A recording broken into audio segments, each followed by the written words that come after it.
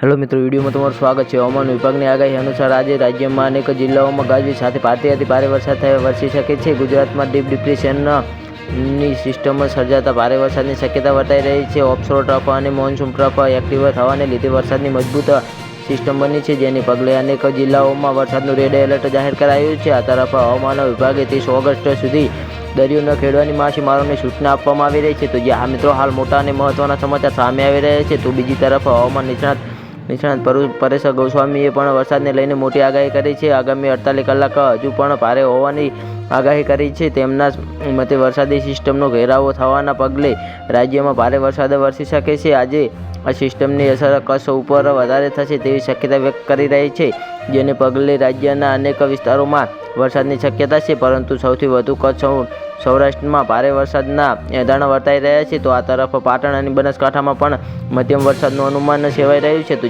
હા મિત્રો, અમારો વિડીયો કેવો લાગ્યો અમારી કોમેન્ટ બોક્સમાં જરૂરથી જણાવજો, અને ચેનલ પર નવા તો ચેનલને સબસ્ક્રાઈબ કરવાનું ના ભૂલતા। તો વિડીયો પૂરો જોવા બદલ તમારો ખૂબ ખૂબ આભાર।